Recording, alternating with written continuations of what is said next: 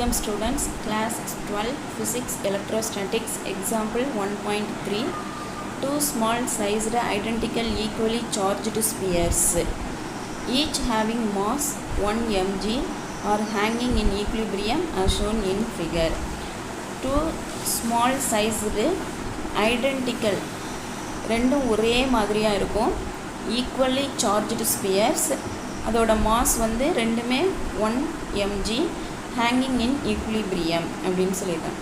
ஈக்குலிபிரியமில் தொங்கிட்டு இருக்கு அப்படின்னு சொல்கிறாங்க.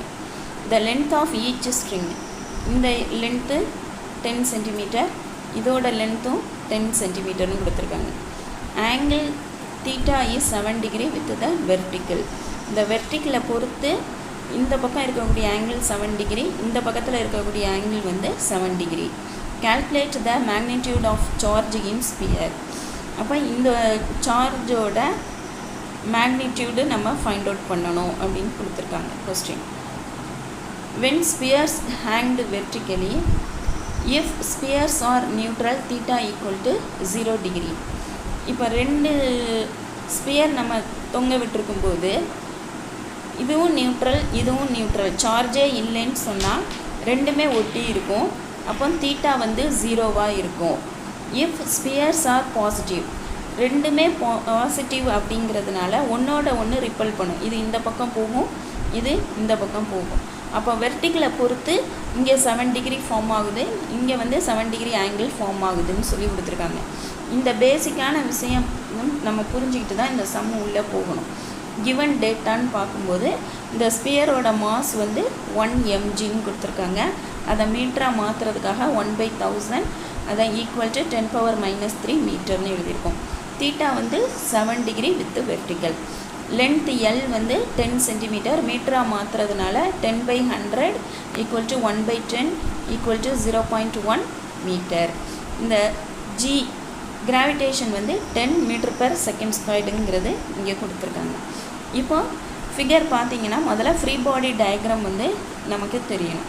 இப்போ ஃப்ரீ பாடி டயக்ராம்ங்கிறது இந்த லெஃப்ட் ஹேண்ட் சைடில் இருக்கக்கூடிய இந்த ஸ்பியரை எடுத்துகிட்டு இதுக்கு வந்து ஹரிசாண்டலாக ஒரு லைன், வெர்டிக்கலாக ஒரு லைன் வரைகிறோம். அது வந்து இங்கே எக்ஸ் ஆக்சிஸ், இங்கே வந்து ஒய் ஆக்சிஸ் அப்படின்னு எடுக்கிறோம். எடுத்துக்கும்போது இப்போ பார்த்தீங்கன்னு சொன்னேன்னா இந்த வெர்டிக்கல் லைனுக்கு இந்த ஒய் ஆக்சிஸ் இந்த மாதிரி இருக்குது. அப்போ நம்ம மிடில் கிளாஸில் படிச்சிருக்கோம். இப்போ இந்த பேரலல் லைன் இந்த மாதிரி இருக்கும்போது இந்த ஆங்கிள் தீட்டா அப்படின்னு சொன்னால் இதுவும் வந்து தீட்டா அப்படின்னு நம்ம சொல்லியிருக்கோம். இப்போது இது தீட்டான்னு தெரிஞ்சிருச்சு. இப்போ இங்கே பார்த்தீங்கன்னு சொன்னிங்கன்னா இந்த எர்த்தோட இந்த கிராவிடேஷன், அப்போ வெயிட் ஈக்குவல் டு mg அப்படின்னு சொல்லி நமக்கு தெரியும். அப்போ இந்த புல் ஆகுறது அப்படிங்கிறதுனால அப்போ இங்கே புல் ஆகும்போது இந்த லென்த்தில் வந்து ஒரு டென்ஷன் ஒன்று க்ரியேட் ஆகும், அதை ஃபோர்ஸு. அதனால் இங்கே வந்து நம்ம டி அப்படின்னு சொல்லி எழுதியிருக்கோம். சரி, அப்போ இந்த ஆங்கிள் தீட்டா அப்படிங்கிறதுனால இதை வந்து என்ன எழுதுகிறோம், டி காஸ் தீட்டா, இது வந்து டி சைன் தீட்டா. அதாவது இப்போ சப்போஸ் இந்த தீட்டா வந்து இந்த பக்கம் இருந்துச்சு அப்படின்னு சொன்னால் அட்ஜசன்ட் சைடு தான் டி காஸ் தீட்டா, இது வந்து டி சைன் தீட்டா. இப்போ தீட்டா இந்த பக்கம் இருக்கிறதுனால அட்ஜசன்ட் சைடுங்கிறதுனால இதை டி காஸ் தீட்டா, இதை வந்து டி சைன் தீட்டா அப்படின்னு சொல்லி எழுதுகிறோம். சரி, மோரோவர் இந்த ரெண்டு சார்ஜும் வந்து ரிப்பல்சிவ் அப்படிங்கிறதுனால ரிப்பல்சிவ் ஃபோர்ஸு இதுக்கு வந்து இந்த பக்கம் இருக்கும். அப்போ இந்த ஃபோர்ஸ் வந்து ரிப்பல் ஆகிறதுனால அதை வந்து எலக்ட்ரோஸ்டாட்டிக் ஃபோர்ஸுங்கிறதுனால FE வெக்டர் அப்படின்னு எழுதியிருக்கோம். அப்போ இந்த பாசிட்டிவ் சார்ஜை சுற்றி இங்கே பார்த்தீங்கன்னா T sine theta, T cos theta, இங்கே வந்து டி சைன் தீட்டா, இங்கே கீழே வந்து mg, இந்த பக்கம் என்ன சொல்லியிருக்கோம் FE அப்படின்னு சொல்கிறோம். இப்போ வந்து என்ன பண்ணுறோன்னா according to Newton's second law நம்ம வந்து அப்ளை பண்ணும்போது இந்த அப்வர்டு ஃபோர்ஸு டவுன்வேர்டு ஃபோர்ஸில் வந்து ஆக்ஸலரேஷன் வந்து 0வாக இருக்கும். இந்த லெஃப்ட் ஹேண்ட் சைடு இந்த ரைட் ஹேண்ட் சைடு இதில் பார்க்கும்போது அந்த ஆக்ஸலரேஷன் வந்து 0வாக இருக்குது. ஆனால் நம்ம வந்து ஷார்ட் ஃபார்மாக எப்படி சொல்கிறோன்னு சொன்னால் left side force equal to right side force, upward force equal to downward force அப்படின்னு சொல்கிறோம். அப்போ T sine theta equal to FE vector, T sine theta equal to FE vector. அடுத்தது T cos theta, T cos theta equal to mg அப்படின்னு சொல்கிறோம். அப்போ equation 1 வந்து 2ஆல் divide பண்ணும்போது T sine theta divided by T cos theta equal to FE vector divided by mg. டீயும் cancel ஆகிடுது. அப்போ sin theta by cos theta வந்து நமக்கு tan theta equal to FE vector divided by mg அப்படின்னு நமக்கு கிடைக்கும். tan theta equal to நம்ம magnitude எடுக்கிறதுனால வெக்டார் இல்லாமல் FE டிவைடட் பை mgன்னு சொல்கிறோம். இதை ஈக்குவேஷன் நம்பர் 3ன்னு பேர் கொடுக்குறோம். இப்போ FE வந்து நம்ம வேல்யூ இங்கே சப்ஸ்டியூட் பண்ணிட்டோம்னு சொன்னாலே நம்ம சார்ஜ் ஃபைண்ட் அவுட் பண்ணி ப்ராப்ளம் முடிச்சிடலாம். அப்போ FE equal to formula 1/4/ε0 Q1 × Q2 divided by R squared. இந்த Q1 Q2ங்கிறது நமக்கு கொஸ்டின்லேயே பிக்சரில் என்ன கொடுத்துருக்காங்கன்னு சொன்னால் ஐடென்டிக்கல் ஸ்பியர்ஸுங்கிறதுனால Q1ம் Q தான், Q2ம் Q தான். அப்போ அதை இந்த இடத்துல சப்ஸ்டியூட் பண்ணுறோம். இந்த 1/4/ε0 வந்து கான்ஸ்டன்ட் வேல்யூ Kன்னு ஆகும். அப்போ K × Q² by R squared அப்படின்னு நமக்கு ஆன்சர் கிடைக்குது FE. இதை ஈக்குவேஷன் நம்பர் 4. அப்போ இந்த தேர்ட் ஈக்குவேஷனுக்கு சப்ஸ்டியூட் FE ஃபைண்ட் அவுட் பண்ணுறோம். இந்த ஃபோர்த் ஈக்குவேஷனுக்கு R ஸ்கொயர்டு வந்து நம்ம ஃபைண்ட் அவுட் பண்ணணும். இப்போ அதுக்கு இந்த ட்ரையாங்கிள் நம்ம எடுக்கணும். இந்த ட்ரையாங்கிள் பார்த்திங்கன்னு சொன்னால் லெஃப்ட் ஹேண்ட் சைடில் இருக்கக்கூடிய அந்த ஸ்பியரை தான் நம்ம இந்த பாசிட்டிவ் சார்ஜாக இருக்கக்கூடிய இந்த ஸ்பியரை நம்ம எடுக்கிறோம். அப்போ அதோட வெர்டிக்கல் பொசிஷனில் பார்த்திங்கன்னா இது வந்து A, இதை வந்து என்னென்னு சொல்லியிருக்கோம் L, இது வந்து தீட்டா. அப்போ கொடுத்துருக்கிறத வச்சு நம்ம பார்க்கும்போது நம்ம தீட்டாவுக்கு இது ஆப்போசிட்டாக இருக்கிறதுனால நம்ம என்ன பண்ணுறோன்னா சைன் தீட்டா தான் ஃபைண்ட் அவுட் பண்ண முடியும்.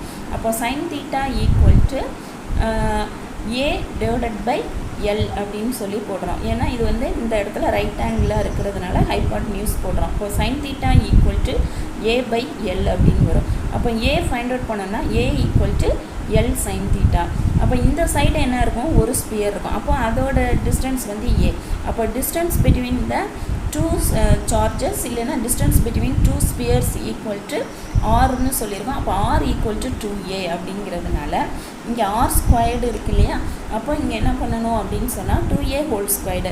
அப்போ 2A தான் இங்கே 2L சைன் தீட்டான்னு ஃபைண்ட் அவுட் பண்ணி வச்சுருக்கோம். அப்போ R squared equal to 2L sine theta whole squared 5 அப்படின்னு சொல்கிறோம். அப்போ ஈக்குவேஷன் நம்ம 5 கொண்டு வந்து 4ல் சப்ஸ்டியூட் பண்ணணும். அதில் கிடைக்கக்கூடியதை கொண்டு வந்து நம்ம ஈக்குவேஷன் 3ல் வந்து சப்ஸ்டியூட் பண்ணணும். சரி, அப்போ 5 கொண்டு வந்து நம்ம 4ல் சப்ஸ்டியூட் பண்ணும்போது FE equal to K Q² divided by 2L sine theta whole square. இதுக்கு நம்ம 6ன்னு பேர் கொடுக்குறோம். அப்போ இந்த 6th ஈக்குவேஷனை கொண்டு போய் 3ல் சப்ஸ்டியூட் பண்ணும்போது tan தீட்டா ஈக்குவல் டு இந்த FEக்கு பதிலாக K Q² divided by 2L sine theta whole square போடுறோம் டிவைடட் பை இந்த mg இருக்குது. அப்போ அப்படியே இங்கே மாற்றி எழுதுகிறோம். K Q² divided by 2L sine theta whole square into mg equal to tan theta. நம்மளோட டார்கெட் வந்து நம்ம Q ஃபைண்ட் அவுட் பண்ணலாம். அப்போ Q² மட்டும் இந்த பக்கம் வச்சுட்டு ரிமைனிங் எல்லாத்தையும் இந்த பக்கம் கொண்டு வந்து எழுதுகிறோம். எழுதிட்டு இந்த Q² வந்து Qவாக மாற்றும் போது இந்த ஸ்கொயர்டு போயிடும். 2L சைன் தீட்டா இது வந்து ஸ்கொயர் ரூட் எடுக்கும்போது mg tan theta divided by K அப்படின்னு சொல்லி வரும். அப்போ கிவன் டேட்டாவில் போய் பார்த்து எல்லாத்துக்குமே நம்ம வேல்யூஸை சப்ஸ்டியூட் பண்ணுறோம். Lக்கு வந்து 0.1ன்னு போடுறோம், தீட்டா வந்து 7ன்னு போடுறோம். இந்த M வந்து அவங்க 1 mgன்னு கொடுத்துருப்பாங்க, அதை மீட்டராக மாற்றி 10⁻³ G கிராவிடேஷன் அவங்களே கொடுத்துருப்பாங்க 10. தீட்டா வந்து 7ங்கிறதுனால tan 7 டிவைடட் பை இந்த K வேல்யூ நமக்கு தெரியணும் 9 × 10⁻9. எக்ஸாம்பிள் 1.2 நம்ம நல்லா செஞ்சு பார்த்துருந்தோம்னா இது ஆட்டோமேட்டிக்காக மெமரி ஆகிருக்கும்.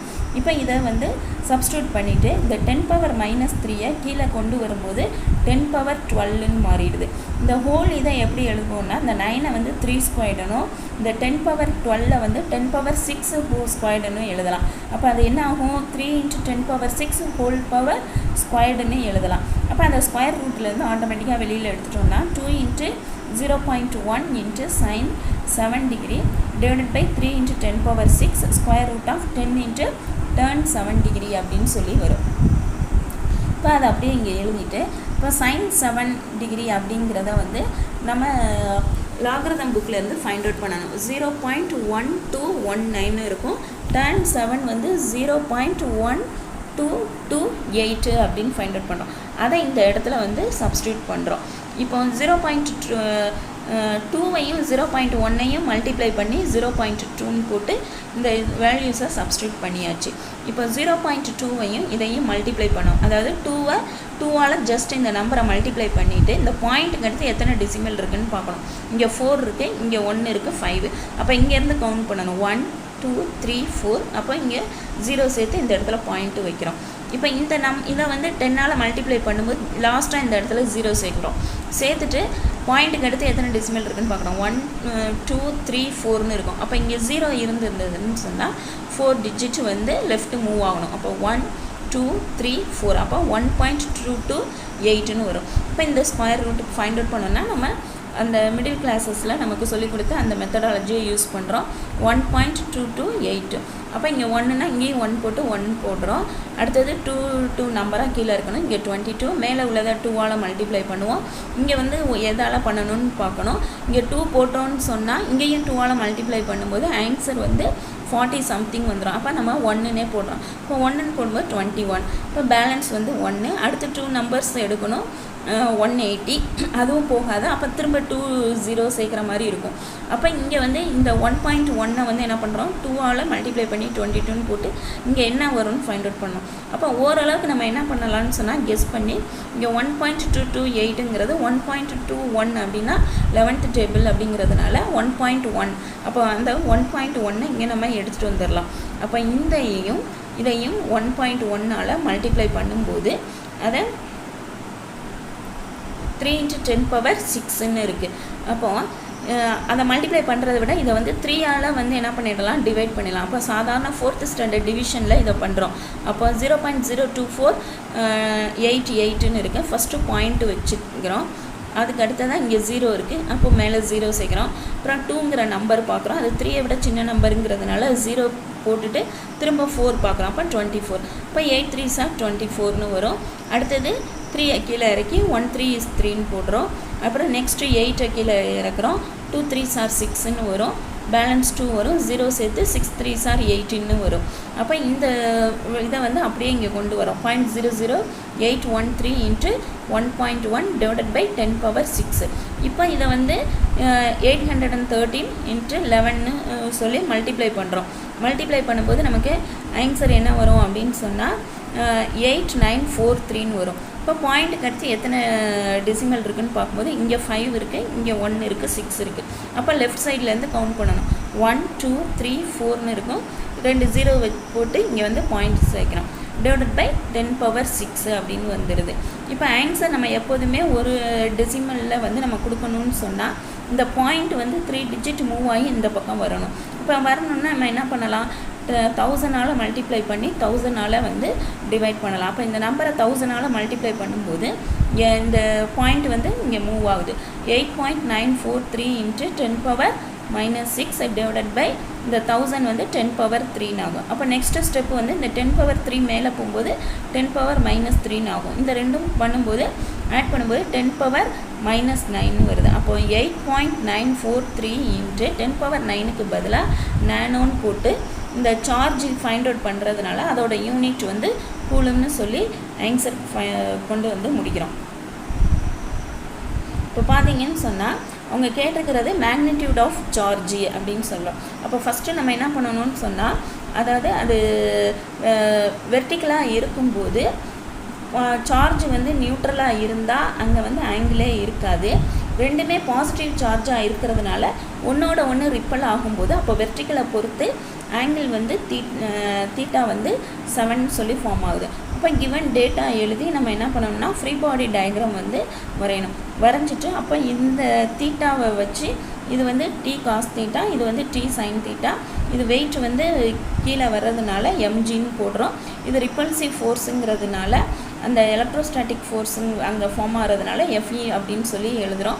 இப்போ இதில் வந்து அந்த ஆக்ஸலரேஷன் நியூட்டனோட செகண்ட் லா வந்து பார்த்துட்டு அதை ஷார்ட் ஃபார்மில் என்ன பண்ணுறோன்னு சொன்னால் left hand side force equal to right hand side force, upward force equal to downward force அப்படின்னு சொல்லி ஃபைண்ட் அவுட் பண்ணி tan theta equal to FE divided by mg அப்படின்னு சொல்கிறோம். இப்போ வந்து எஃப்இ வந்து நம்ம ஃபைண்ட் அவுட் பண்ணணும். எஃப்இ ஃபைண்ட் அவுட் பண்ணுறதுக்கு ஃபார்முலாவில் போட்டு அதில் ஒரு சப்ஸ்டியூஷன் வந்து ஆர் ஃபைண்ட் அவுட் பண்ணுறதுக்கு இந்த ட்ரையாங்கிள் எடுக்கிறோம். அதில் ஆரை சப்ஸ்டியூட் பண்ணிவிட்டு வர்ற வேல்யூவை கொண்டு போய் திரும்ப தேர்டில் இதில் சப்ஸ்டியூட் பண்ணி நம்ம க்யூ வந்து ஃபைண்ட் அவுட் பண்ணணும். க்யூ ஃபைண்ட் அவுட் பண்ணும்போது லாகரிதம் புக்கு நமக்கு தேவைப்படும். sin 7ம் tan 7ம் ஃபைண்ட் அவுட் பண்ணுறதுக்கு. ஃபைனலாக நமக்கு ஆன்சர் வந்து 8.9 × நானோ கூலும் அப்படின்னு சொல்லி ஆன்சர் கிடைக்கும். Thank you students.